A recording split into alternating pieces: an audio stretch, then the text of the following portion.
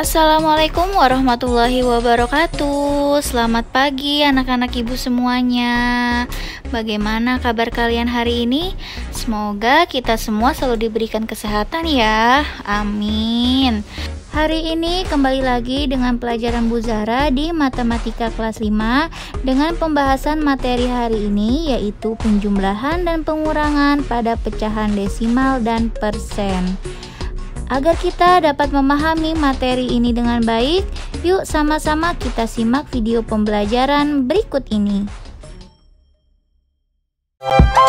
Masih ingatkah kalian apa ciri dari pecahan desimal? Cirinya memiliki penyebut 10 atau kelipatan 10. Perhatikan contoh ini. 0,2 jika ditulis dalam bentuk pecahan biasa sama dengan 2/10. Penyebutnya 10 karena terdapat satu tempat desimal atau satu angka di belakang koma. Jika terdapat dua angka di belakang koma, maka penyebutnya 100 dan seterusnya. Banyaknya 0 pada penyebut tergantung banyaknya angka atau tempat desimal. Selanjutnya perhatikan bilangan ini. Bilangan ini jika dibaca adalah 12,345, bukan 12,345. Bilangan di belakang koma pada pecahan desimal dibaca setiap digit angka. Jadi pecahan desimal ini dibaca 12,345. Perhatikan, pecahan desimal ini bilangan bulat dan pecahan dipisahkan dengan tanda koma. 12 disebut bilangan bulat, 345 di sini disebut dengan bilangan pecahan. 1 bernilai 10 atau dengan nilai tempatnya puluhan.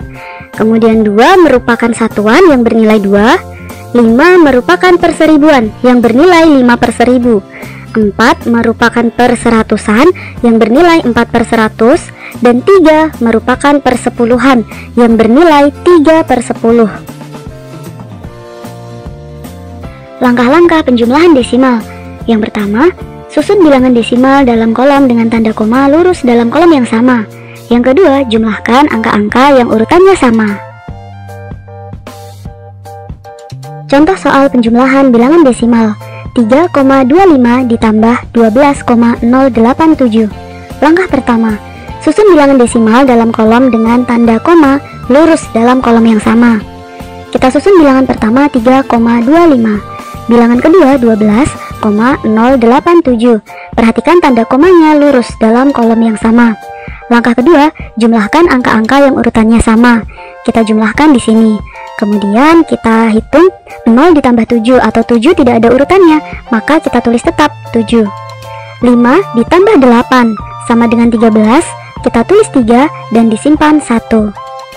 Selanjutnya 2 ditambah 0 dan ditambah angka 1 sebagai simpanannya tadi, sama dengan 3. Komanya kita tulis tetap. Kemudian 3 ditambah 2 sama dengan 5. 0 ditambah 1 atau 1 tidak ada urutannya, maka kita tulis tetap 1. Sehingga hasilnya adalah 15,337. Penjumlahan desimal dapat juga kita selesaikan dengan cara yang kedua, yaitu mengubah bilangan desimal ke dalam bentuk pecahan biasa. Kita ubah 3,25 menjadi 325/100. Penyebutnya 100 karena terdapat dua tempat desimal. Kemudian ditambah 12.087/1000. Selanjutnya kita samakan penyebutnya terlebih dahulu. KPK dari 100 dan 1000 adalah 1000.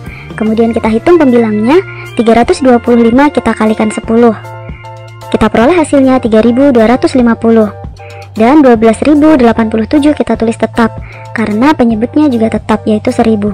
Kemudian kita hitung 15.337/1000, atau jika ditulis dalam bentuk bilangan desimal menjadi 15,337. Materi selanjutnya pengurangan desimal dapat kita selesaikan dengan cara susun bilangan desimal dalam kolom dengan tanda koma lurus dalam kolom yang sama. Kemudian letakkan bilangan yang lebih besar di atas bilangan yang lebih kecil. Selanjutnya kurangkan angka-angka yang urutannya sama. Contoh soal pengurangan desimal. 15,2 dikurang 8,09. Langkah pertama, susun bilangan desimal dalam kolom dengan tanda koma lurus dalam kolom yang sama. atau kita susun berdasarkan nilai tempatnya. Misalnya puluhan dengan puluhan, satuan dengan satuan, persepuluhan dengan persepuluhan, dan seterusnya. Perhatikan pada bilangan pertama 15,2, kemudian bilangan kedua 8,09. Untuk lebih mudahnya tanda komanya di sini harus lurus. Kemudian langkah kedua, kurangkan angka-angka yang urutannya sama. Dalam pengurangan desimal sedikit berbeda dengan penjumlahan desimal karena jumlah tempat desimal atau banyaknya angka di belakang koma harus sama. Perhatikan bilangan kedua. 8,09 memiliki 2 tempat desimal, sedangkan bilangan pertama hanya memiliki 1 tempat desimal, sehingga harus kita tambahkan 0 di sini. Kemudian kita hitung. 0 dikurang 9 tidak bisa. Kita pinjam 1 dari angka di depannya, sehingga di sini menjadi 10. 2 sudah dipinjam 1, sisa 1. Kemudian kita hitung 10 dikurang 9 sama dengan 1. Selanjutnya 1 dikurang 0 sama dengan 1. Kita tulis komanya. Selanjutnya 5 dikurang 8 tidak bisa, kita pinjam dari angka di depannya. Di sini menjadi 15 dan 1 dipinjam 1 menjadi 0. Kemudian kita hitung 15 dikurang 8 sama dengan 7. Kemudian 0 dikurang 0 sama dengan 0 tidak perlu kita tulis karena pada angka paling depan, sehingga hasilnya 7,11.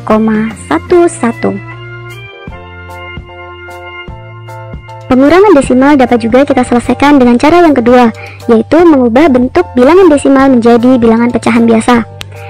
15,2 dikurang 8,09, kita ubah 15,2 menjadi bentuk pecahan biasa, yaitu 152 per 10 dikurang 809 per 100. Kita samakan dulu penyebutnya menjadi 100, sehingga kita peroleh 1520 per 100 dikurangi 809 per 100. Kita hitung hasilnya menjadi 711 per 100.